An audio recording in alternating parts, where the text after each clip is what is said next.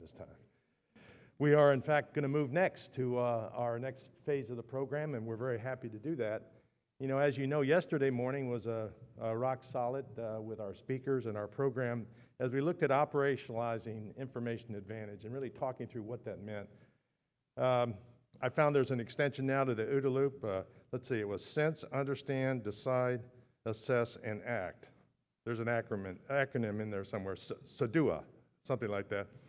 It's not quite as sexy, but it certainly is difficult to, frankly, conceptualize and put into action. But we have the right kind of leaders, the right, I think, type of message, and particularly the right kind of support to make this happen. We had a whole host of speakers that dealt with all aspects of looking at this particular information challenge. General Fleischmann from the Bundeswehr gave us a kind of a German but a coalition perspective as well. We had NCOs on panels. We had our warrant officers speaking.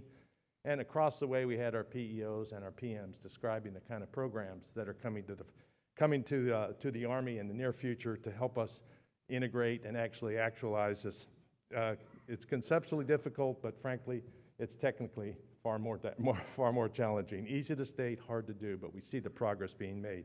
And on the floor, when you walk around and look at the exhibitors and what they're presenting as solutions, I think the message is pretty solid and resounding that we have a challenge in front of us, but you can see down there, they're really putting their shoulder to the task of bringing these capabilities forward. So we're very thankful for our exhibitors, our sponsors as ever, but certainly yesterday's start gave us a real good head start into the program, and today will be no different. We're quite happy to have our speaker this morning. General Fogarty is well known, certainly in this audience and certainly in the commands that we have seen him perform in, but across the Army. A conceptual, yes, but a thinker, a leader, someone who really has put together an approach to this information challenge that has seen all aspects, from intelligence to electronic warfare to signal and to cyber. And as the commander of Army Cyber, General Fogarty has been in that position since May of 2018. He took all that background and experience and brought it forward. We didn't put the whiteboard up here, but we almost did. I had a frantic, Ben came up and said, does General Fogarty need the whiteboard? And I think he waved it off this one time. But it's so interesting to see the way vision becomes reality. Conceptual approach to this is one thing to do, but actually building the hard work, training the soldiers, motivating the force, and articulating the doctrine and practices that are necessary to make it happen. That's General Fogarty. I could read his bio, but frankly, he's going to probably need more time than I can give him to get up here on the stage and talk. So I'm going to leave that long story short, and I'm going to invite General Fogarty to the stage. Ladies and gentlemen, please welcome Commander, Army Cyber, Lieutenant General Steve Fogarty.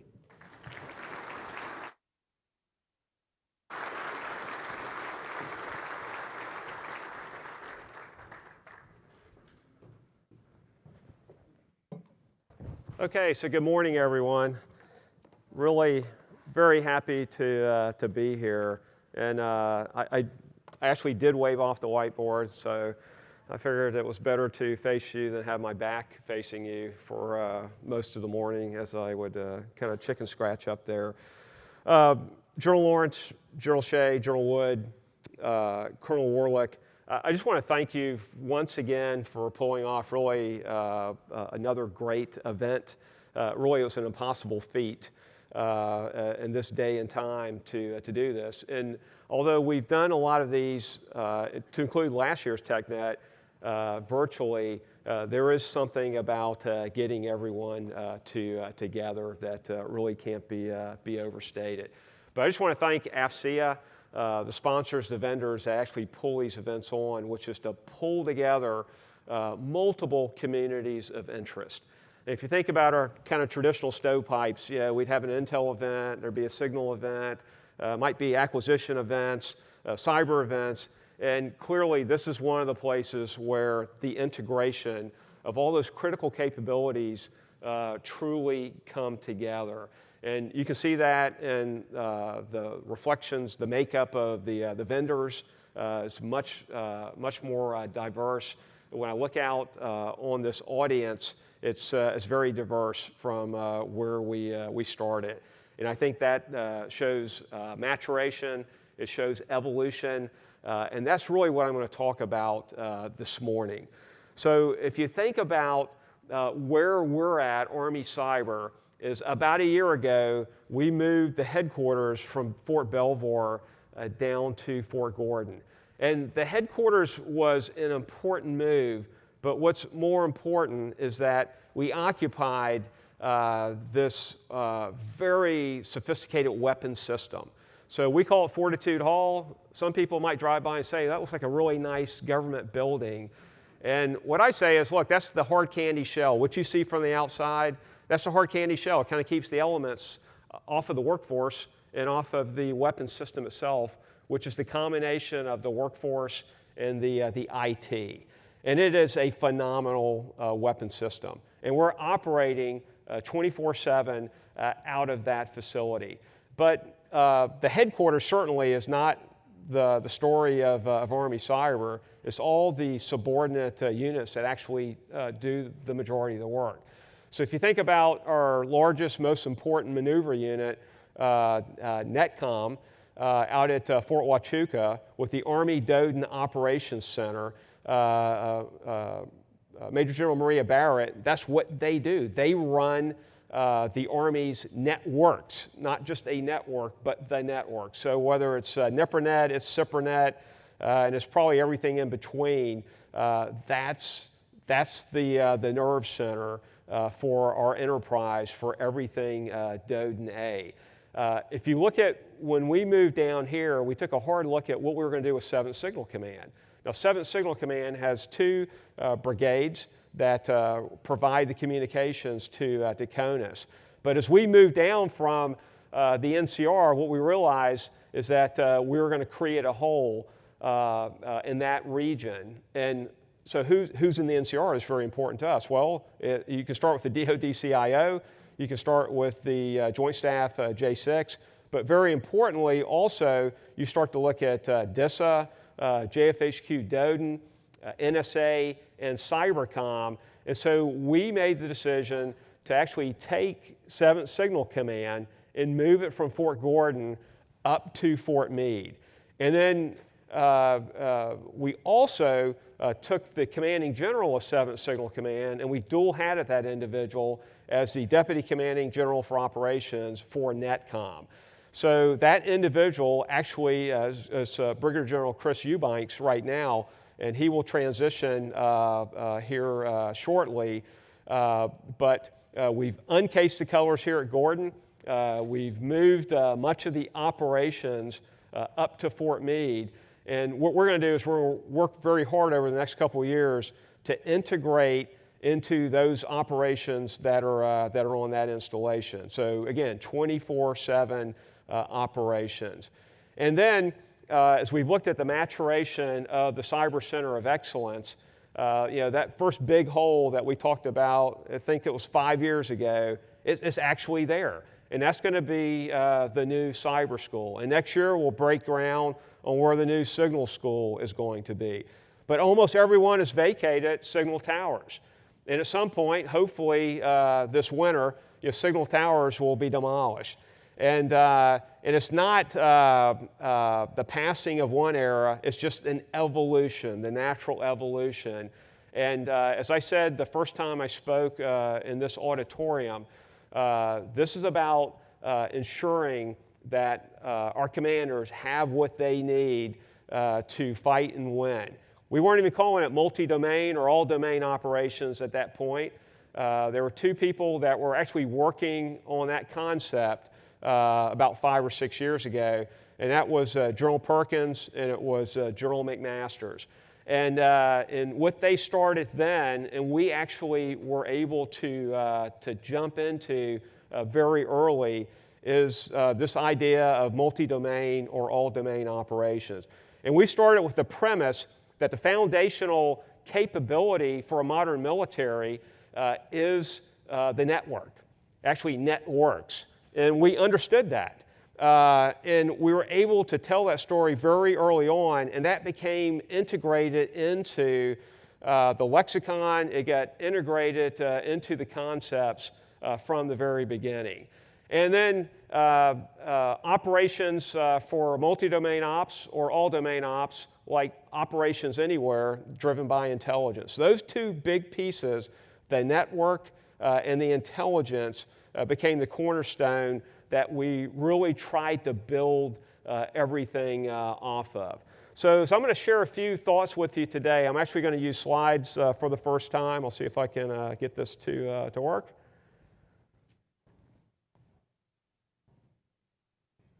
And maybe not. Okay, let's go back. Okay, here we go. So what we're going to talk about this morning is really the next step. I'm going to build off of what General Stanton, the team from 1st Special Forces Command, pitched yesterday. And it's this idea of how do we actually create information advantage for our commanders. And then why is that important for multi-domain or all-domain operations? Okay, so we went back in time and we said, you know, we've had inflection points in our past, and we didn't go back too far. We went actually back to the end of the Vietnam War, and really this idea that the Army had been engaged for several decades in a counterinsurgency fight. And that's where the focus of the Army was, and other things were neglected. And we thought that was probably an apt description of where we were at about 5 or 6 years ago when General Perkins, General McMaster's said, look, we've got to take a look beyond the fight we're still in at that time, and we got to look toward the future.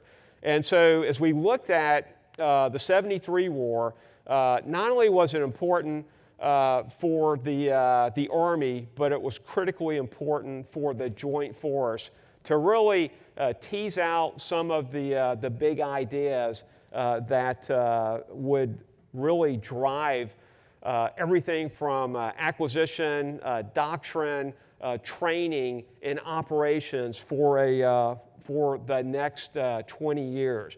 And so as we look at this, we think it's critical. At the end of the day, it was critical in 1973. It's critical today. It's this ability to see yourself, to see the adversary, and then see other relevant actions and actors and activities in the environment that you're operating. And then I want to be able to deny the same to our adversaries. So if we can do those things, then what we do is we give our commanders a critical advantage as they operate. So this information, and it was true in 73, it's true today. And so as we talk information advantage, just really kind of go back to those three things. See yourself, see the adversary, and see all the other relevant things that are occurring. Because if we get focused and stuck on just blue and red, we're going to miss everything else that's happening that may have tremendous influence and impact on the outcome of our ability to accomplish our mission. So if you look at what ended up happening is lots of lessons learned from a war that was very short, but it was very lethal and it was very sharp in its intensity. Both sides lost approximately 50% of their armor, their artillery, their air forces in about a 2-week period. I mean, it's almost unimaginable today. But 50% of the fielded forces were destroyed essentially in about 2 weeks of combat. What happened was the Army sent teams under the new TRADOC, and they went over and they started actually digging out lessons learned, not just observations, not just anecdotes, but actually teasing out the big lessons learned. And although the approach drove, again, this, the big operational concept of air-land battle, it fed all the way into the development, the acquisition of these weapon systems. that were new at the time, but we see today. And there were other concepts that were teased out of this. So the Signal Regiment, the Intel Corps, which was essentially a new branch, a new capability for the Army, they got into electronic warfare in a very significant way, into tactical intelligence collection, so that commanders at the tactical level had the information that they required to actually be able to understand the adversary, to be able to make decisions and then act faster than they could. And the Signal Regiment, significant systems that came out of this. The ability for everything from MSE to tactical satellite communications starts to get pushed out and fielded across the force. Now, if we fast forward, and this was about the time that both General Perkins and General McMaster's were writing about and developing the concepts for multi-domain or all-domain operations, is what was happening actually on the ground in the Ukraine. And what we saw was a really small Russian military flex its muscles, and frankly, there weren't a lot of people paying attention to it. We were still kind of head down, looking at the operations that we were conducted. And there's a guy named Dr. Phil Carver who got forward, and he actually lived with the Ukrainians. He was actually wounded in a fire strike from the Russians. But he started to tease out how a potential near-peer adversary might employ capabilities that actually were targeted to a great extent, and they would be applicable to a great extent against U.S. forces, our capabilities, and our tactics and techniques and procedures at the time. And it was this idea that one of the things they wanted to be able to do was strip away the ability for an adversary to collect intelligence or other information, the ability to communicate very effectively, and that was tremendous, created tremendous problems for the Ukrainians. And we saw really the use of UASs in a very different way than we had been using them for about 15 years at this point. So they were starting to take it to the next level, kind of tactical battlefield support. And the writings for Dr. Carver actually started to energize some change in the Army.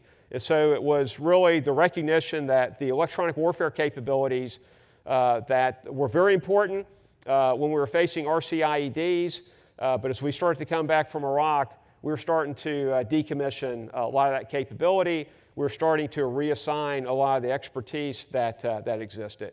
So that was the impetus for us to kind of stop that. And that's when we brought them into the cyber branch, because we understand that capability was so important. This was a place where we started to look at the effects of jamming on GPS, jamming for satellite radios, the importance of keeping your encryption up to date. So this was really an important milestone. Someone was there to capture it, and that actually started to drive changes in how we looked at the future battlefield and how important it was to actually be able to integrate all of our capabilities. And so a lot of that work was led from here at Fort Gordon, and it reinforces the power of TRADOC, the power of the centers of excellence. And we work very closely with the Intel Center of Excellence because we recognize that they were an important part of the way forward. We could not do this certainly by ourselves. And then if we look even closer, there's a great article John Antal wrote, and I encourage you to read Carver's. He's pretty prolific. There's a lot out there that he's published, and it's still relevant, very relevant today. John Antal has written extensively about this latest fight. And I think some people were surprised. And we said, well, you shouldn't be surprised because we saw what the Turks did against Russian paramilitary forces in Libya. And this was the next evolution of these capabilities. And what I will tell you is, I don't necessarily agree that it was the first war won with UAVs, although UAVs played a big part. The information aspects of this fight were critically important. So UAVs became a weapon of choice. It became a tremendous capability, but it was more about electronic warfare paired with kinetic capabilities, and it gave you insight into what an adversary the threat that it could pose to you. And so these forces were very, very capable. They were able to win this fight, frankly, I think fairly brilliantly. And there's a lot of lessons to be derived out of this that we think apply directly to what we're trying to do with all domain and multi-domain operations. Now, where are we at? Is when we look at our lessons learned and the lessons that we've been able to derive from operations that other nations have been in, what we recognize is this idea that we're going to be contested in all domains. About 5 years ago, when I was standing up here, when I was the CCOE commander, I would talk about we actually saw this evolution. We moved from the EMS, which was congested because of all the operators that were using the EMS, to the start of the Russians contesting it. And what we realized, we thought we were on to something at that point. And it was this idea that if they can attack our secret sauce, which is really our ability to collect intelligence, our ability to communicate that effectively, then the way we've been operating, which is in a very decentralized manner, where a platoon leader or a company commander, or probably a battalion commander at the highest level, was able in this very dispersed battlefield, through use of very reliable and robust communications and intelligence, actually be able to bring the power of the entire power of the United States military to answer their need at any given time. And that was something we just we took for granted. And what we realized is that is not guaranteed. That we're going to have to fight, we're going to have to maneuver the network, and we're going to have to attack the enemy's use of their network and their capabilities in order to be able to ultimately win. Now, the other thing we realize is how complex the battlefield is. And the days where we used to train at the National Training Center or JRTC, we used to call them civilians on the battlefield. And that was a little bit out at the NTC, a lot at JRTC, is that is a constant anywhere we are likely to operate. So you can't ignore it, and if you do, you do it at your own peril. And then as we started to develop this idea of information advantage, we really did realize it becomes this integration of the human, the information, and then the physical. And it's the ability to integrate all three of those aspects that are critically important to our commanders. Now, as we look at information advantage activities, you can see the definition there. We think that falls squarely in the remit of this audience, essentially, right? Because for the most part, we're talking about people who are communicators or supporting communications. We're talking about people who do intelligence collection, analysis, and reporting. We're talking to people in this audience about people who are doing cyber operations, electronic warfare operations, and then information operations. And the ability to integrate all that becomes absolutely important, because what we really want to be able to do is enable our commanders with the coin of the realm, which is decision dominance. Okay? And some people will think of this as, well, that's only for you cyber guys, or you signal guys, your intel guys.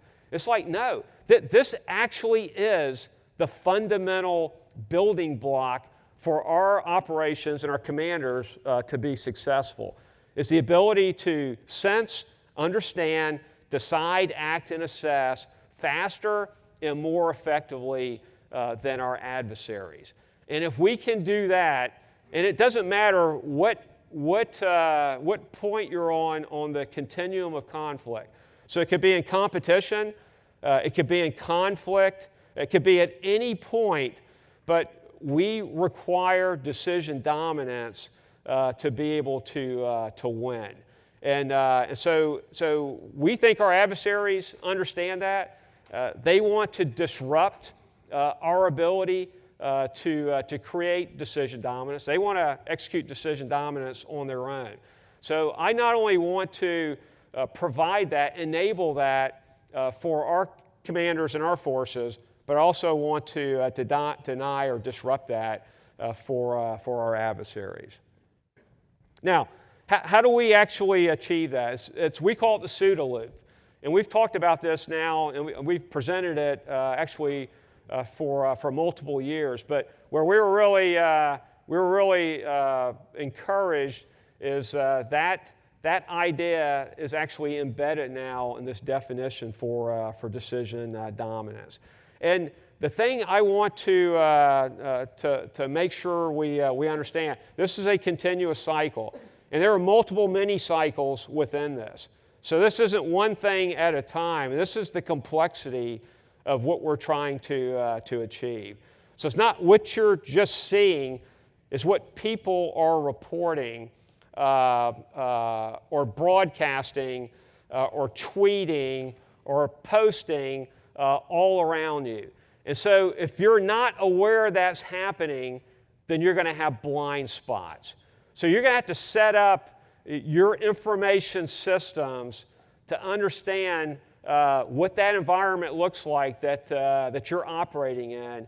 And you're going to have collection in all of those areas, just like you would use traditional military intelligence collection.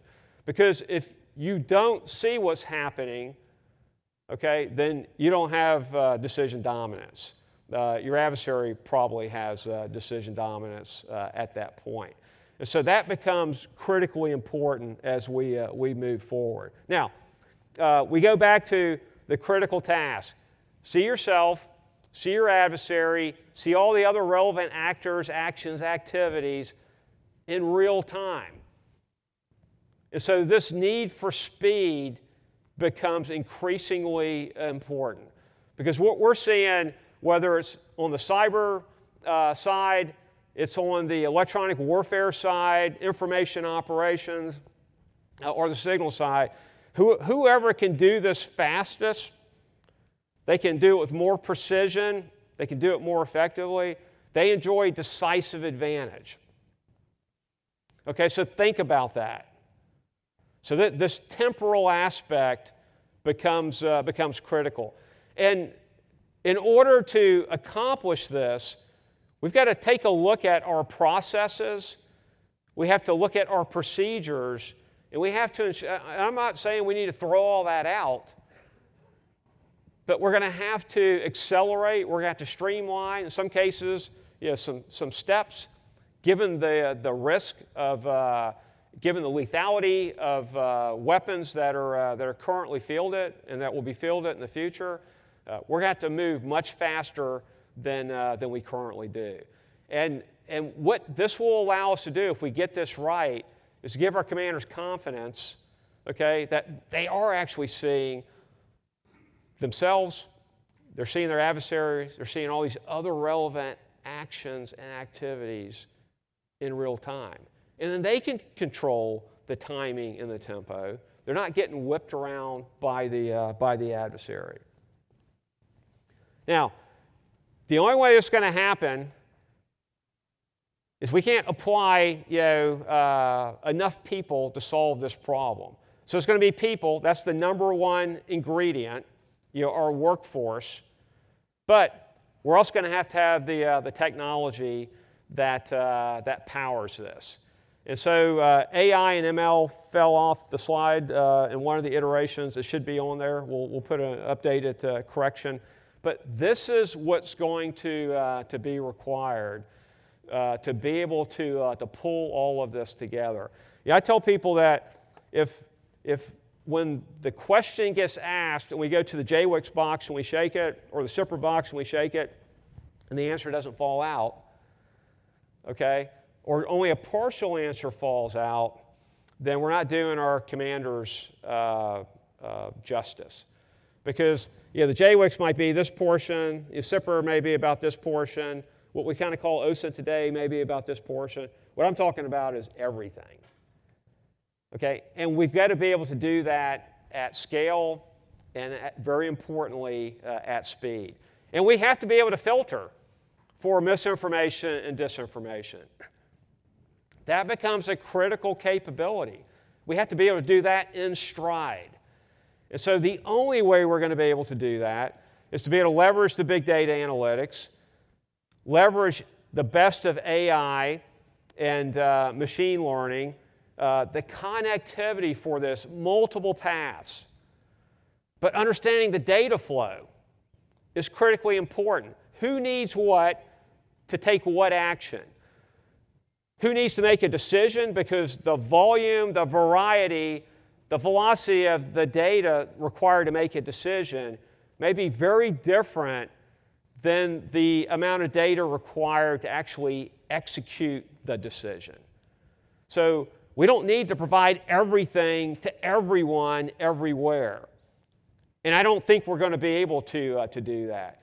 So it's understanding who needs what, when, and then developing the multiple pathways that are going to be required to get it there. And it's going to be instantaneous. And it's having visibility on what our networks look like so we can reroute dynamically. Or more importantly, it just moves through multiple paths so the person who's going to pull the lanyard, they get what they need to pull the lanyard, which might be elevation, azimuth, and range, which is very different for someone that is actually planning the operation and planning that task that someone's going to get to.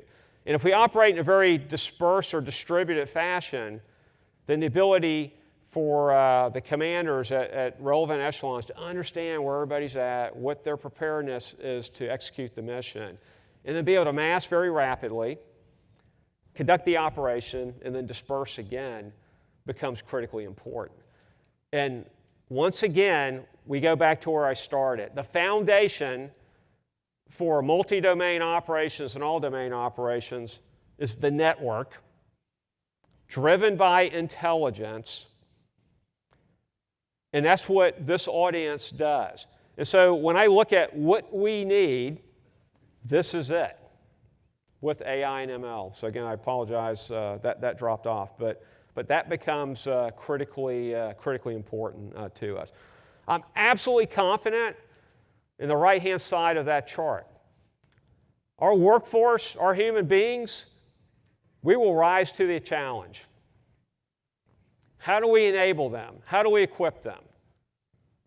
And so when we look at the big five for this next period in our evolution, actually for the Army it's 34 plus, I think 11 or 7, 34 plus, okay? What our community needs is really this big five. That's how we're going to be able to do our job. That's how we're going to be able to enable decision dominance ultimately.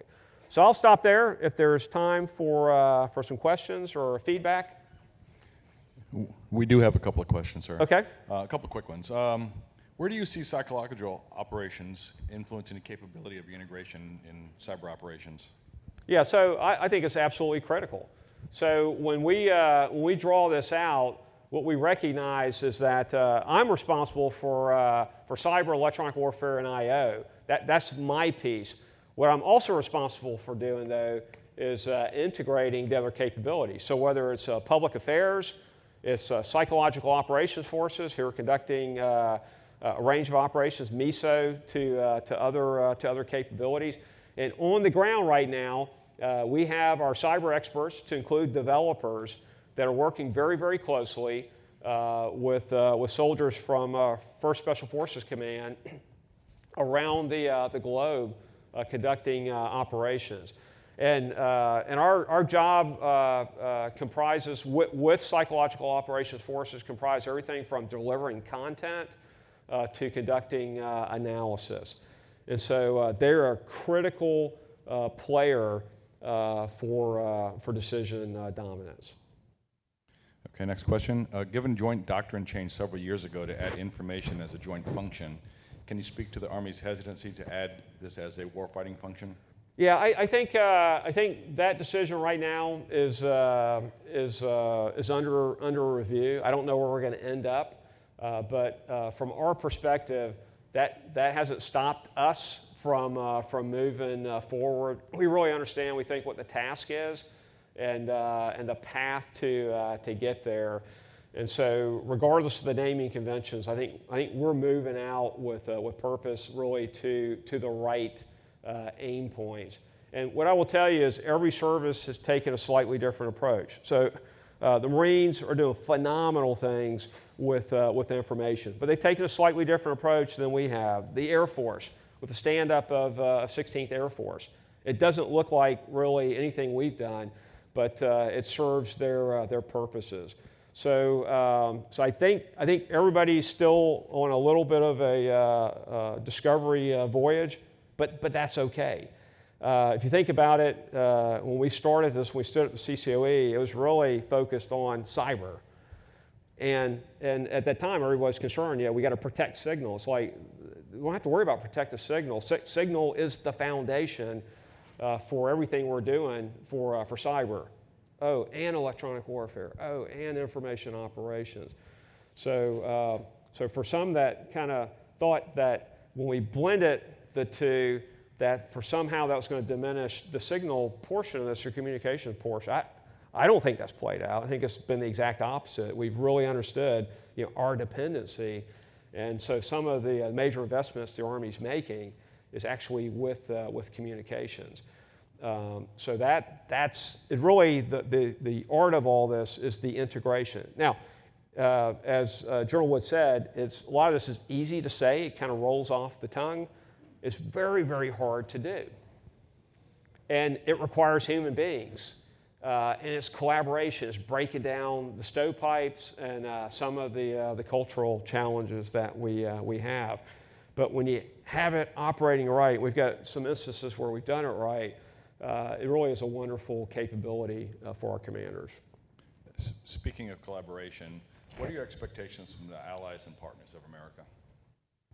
Well, I think wherever we operate, where there are allied interests, that we're going to want to be able to tie into their capabilities. In some cases, they have exquisite capabilities that we want access to. And as we operate, certainly in the cyber domain, we're operating with a variety of partners globally. So in this space, it will be the same thing. And we do have a lot of lessons learned from operations over the last 20 years, where we've seen some of our partners in particular have some very good capabilities, very sophisticated understanding of what this looks like, and we leverage those capabilities almost on a daily basis. So this will be the last question. How do you measure success over a period of time with the information advantage? Yeah, that's actually a really good question. It'd be very easy to say, hey, look, this is, these are the units or these are the people. I think this is the hardest part, that assessment. So sense, understand, decide, act, that's pretty easy. I can measure that by time. I can measure it by effect. The assess becomes one of the most challenging parts of this. So I think we still have a lot of work to do with that. Now, what I rely on as we operate today is the feedback from the commanders, and again, I think we have some very good examples of where we're delivering what we need to today, but we haven't scaled that across the entire force yet. So, but I'm confident, in conjunction with the changes the Marines have led, the Air Force have instituted, the work that we're doing, that we're going to get to where we need to be probably sooner than later. But there's a lot of hard work ahead. And I think this is the team working with academia, with industry, with our partners. That's going to be the key to shortening that time window. But look out, again, I think that's why this event is so important, because we're not just bringing one of the tribes to the party any longer. We're bringing them all. And that's where this is, matter of fact, that's absolutely the requirement for this at the end of the day. Not one of the tribes can do this by themselves. That was our final question for General Fogarty. Please welcome Bob Wood back to the stage to thank him on behalf of FCA and our audience. Thank you.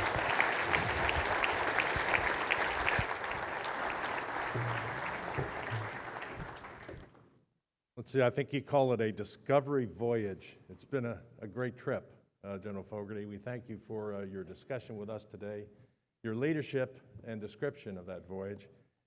When I look at the new, not OODA, but SUDA loop, the word understand jumps out at me. When we wrote 100-5 years ago at Leavenworth, it's the current version, we added understand. We had to understand what we were looking at, as opposed to just diving in and getting it done.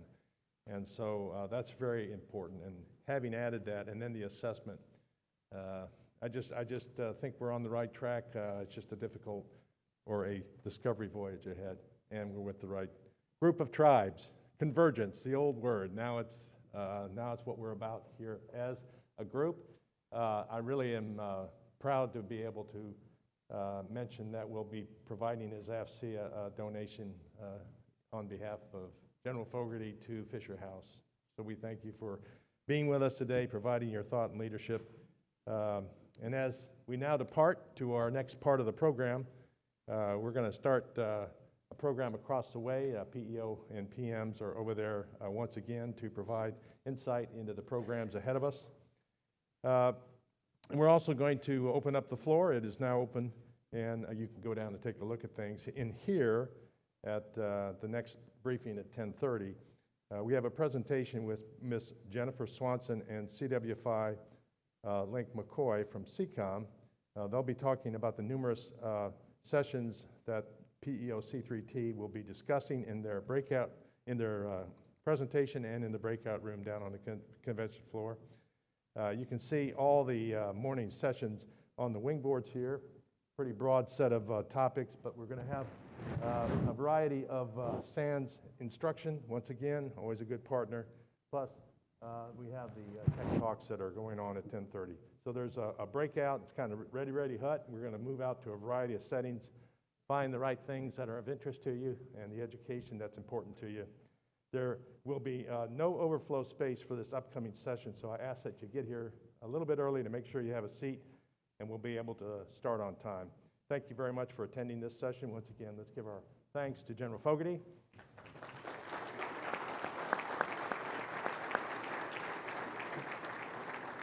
And to the rest of you, enjoy your day. We'll see you back in here at 10:30.